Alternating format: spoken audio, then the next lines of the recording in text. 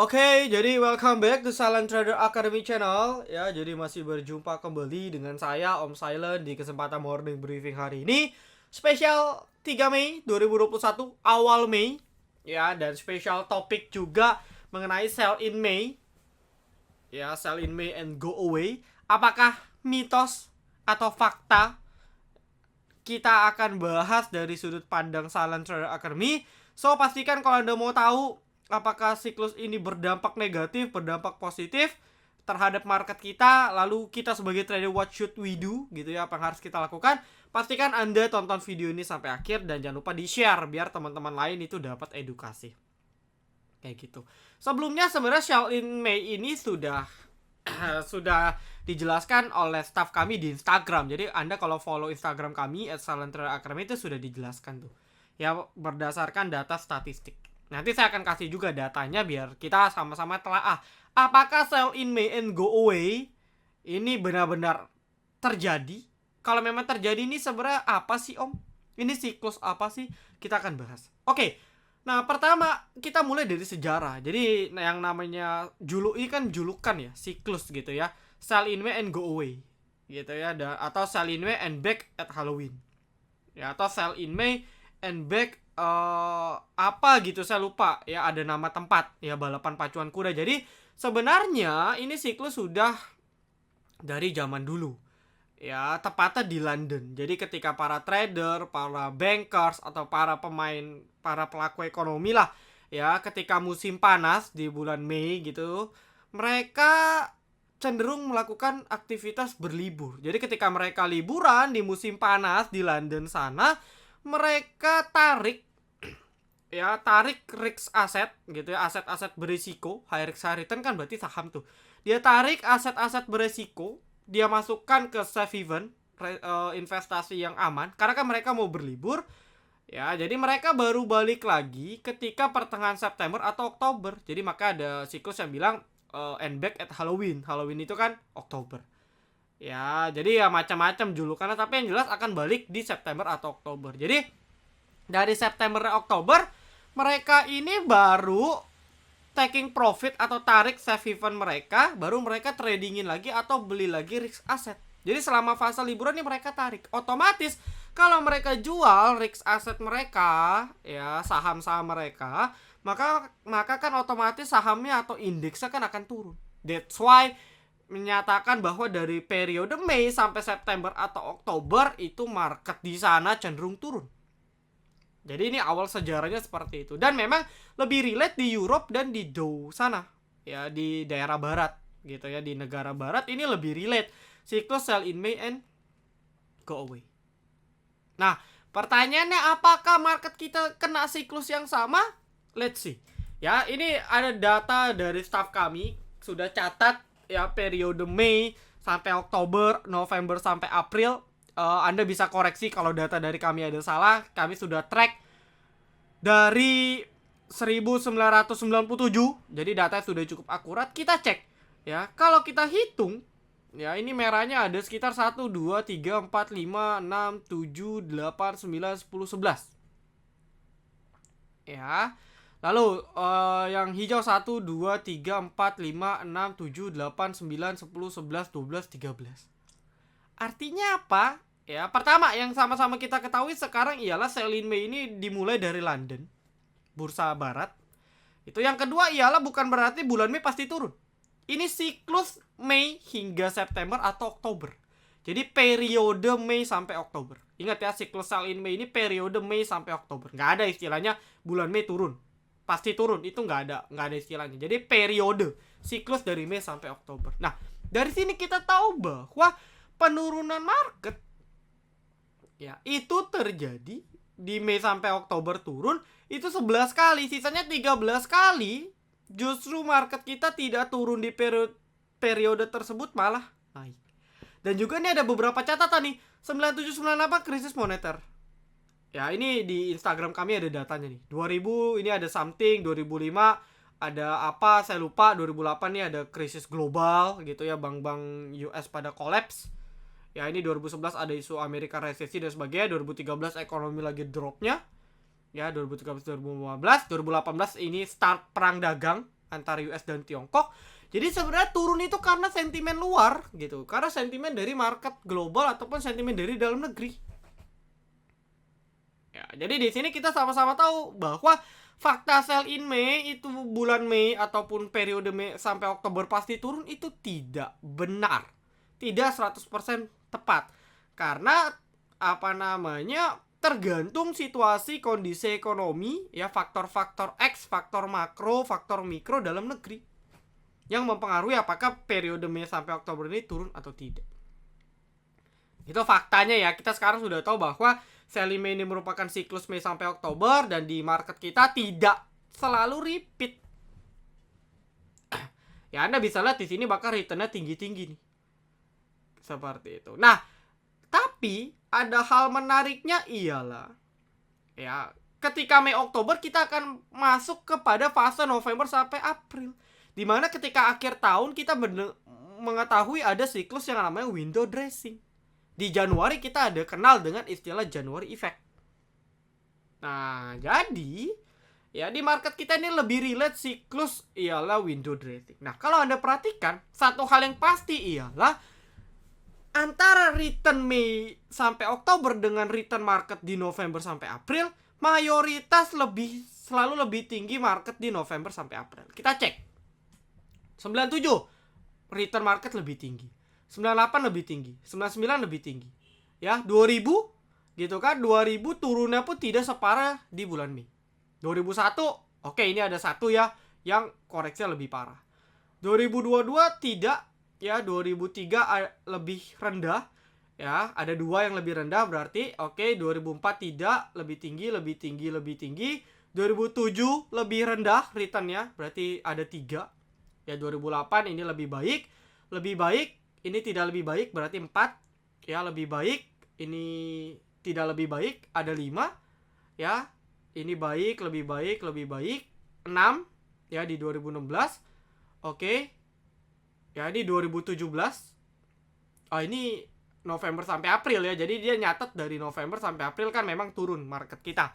Ya, per April kan memang koreksi itu. Ya, berarti ada 7 dari total kurang lebih 24 tahun ya. Hanya sekitar 7 atau kurang lebih 30% sampai 35% di mana kenaikan di bulan Mei sampai Oktober lebih baik. Jadi sisanya 70%-nya market kita di bulan November sampai April itu lebih bergairah. Jadi kita sama-sama tahu bahwa memang periode Mei sampai Oktober ini tidak lebih baik daripada periode November sampai April.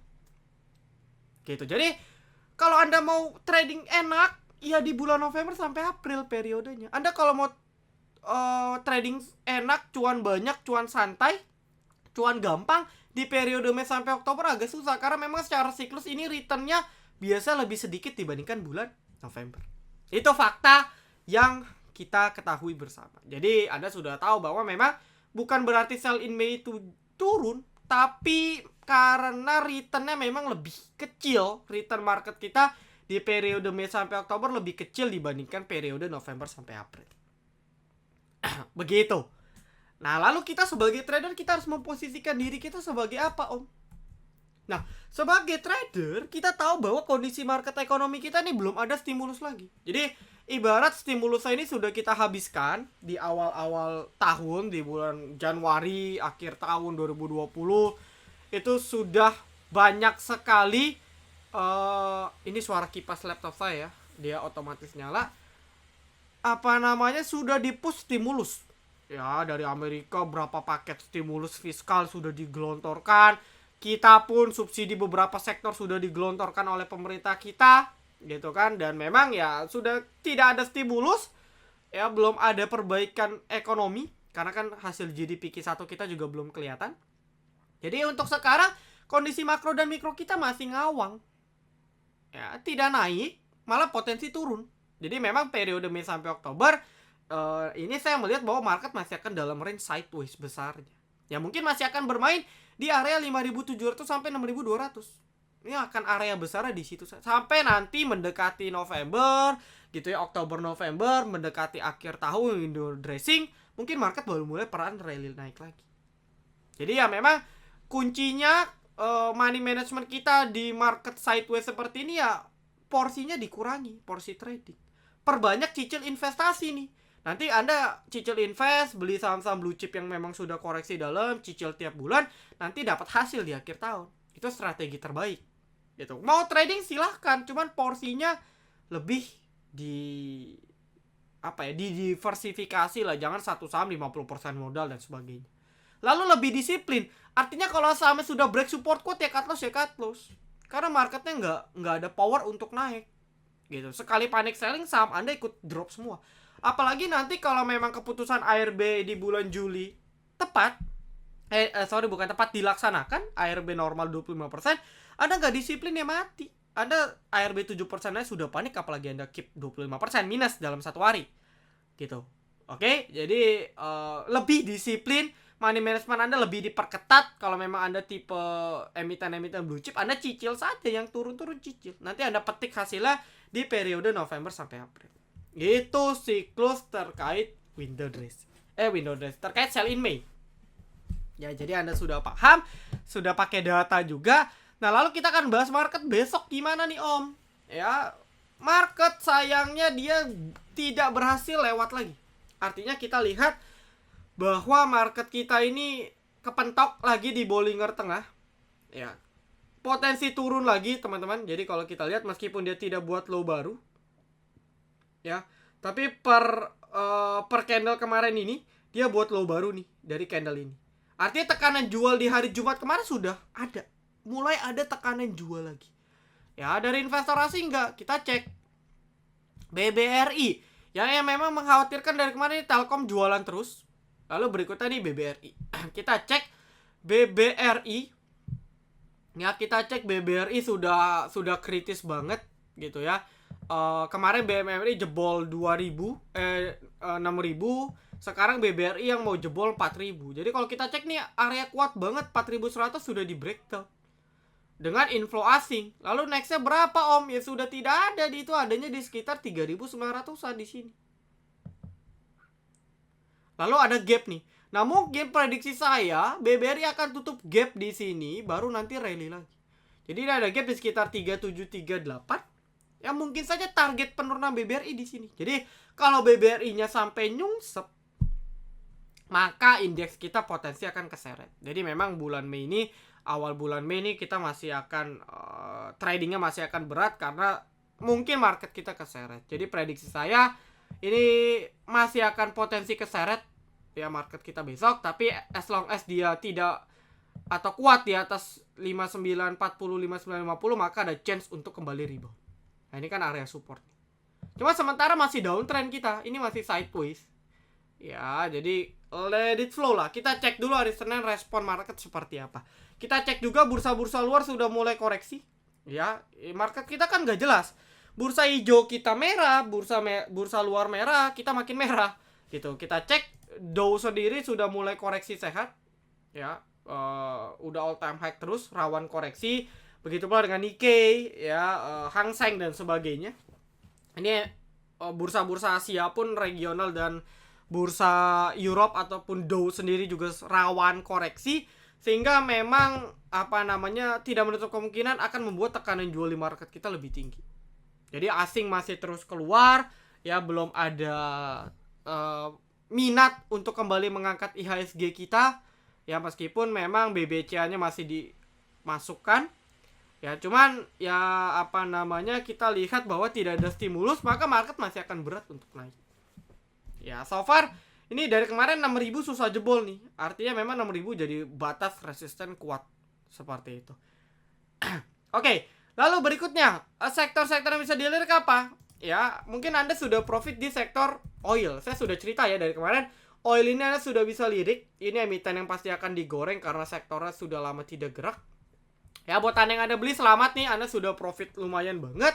Gitu ya, Akra, Medco, Elsa. Medco sudah naik, ya, sisa Elsa dan Akra. Elsa juga bagus banget karena bisa break 350. Jadi kalau Anda mau lirik ke Elsanya saja karena dia baru breakout. Ya, kalau Medco sudah terlalu rally.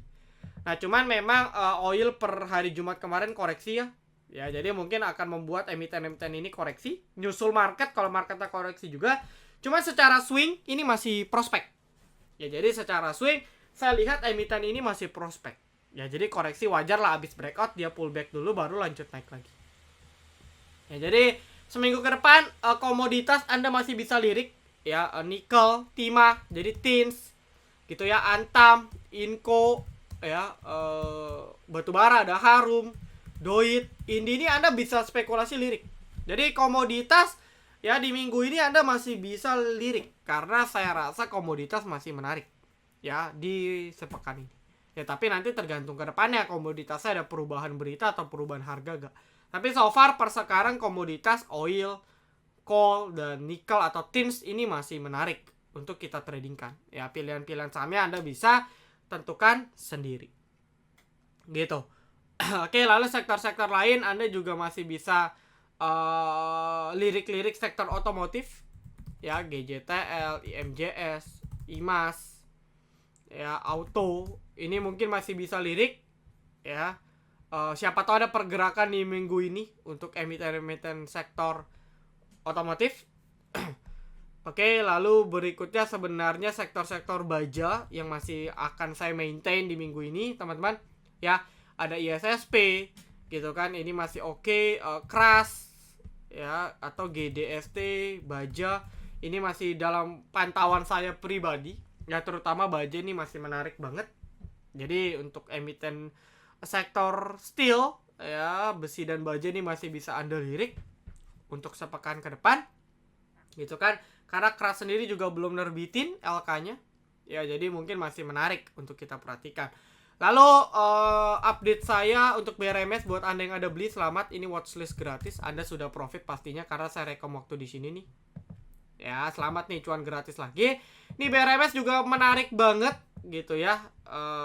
Banyak aksi korporasi besar setelah dia right issue gitu ya, ada Info Salim Group masuk juga ya, jadi sehingga teknikalnya menarik banget. Ini selangkah menuju breakout, dia punya trend line.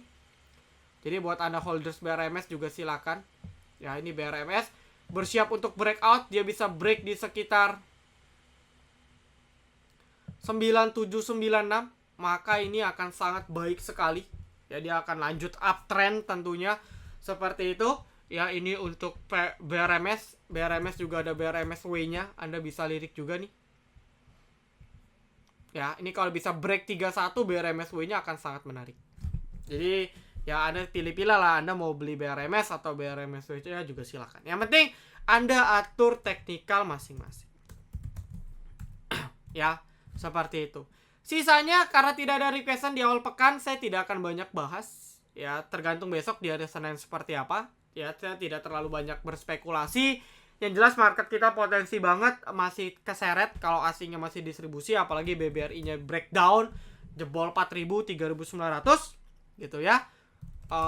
Ya kita doakan sih asingnya nahan atau buyback lagi di bawah. Cuman nih jadi warning untuk market kita di bulan Mei. Oke, saya rasa cukup, tidak perlu panjang lebar untuk special sell in Mei ini. Saya akhiri, semoga pembahasan sell in Mei ini Anda lebih luas wawasannya berdasarkan data-data yang kami paparkan. Thank you untuk teman-teman yang sudah nonton video ini dan sampai akhir. Jangan lupa like, comment, dan juga subscribe. Jangan lupa nyalakan notifikasi agar ketika saya dan tim upload video terbaru, teman-teman bisa langsung update. Oke, see you in the next video. Salam trader Academy, be silent, be patient, be cuan.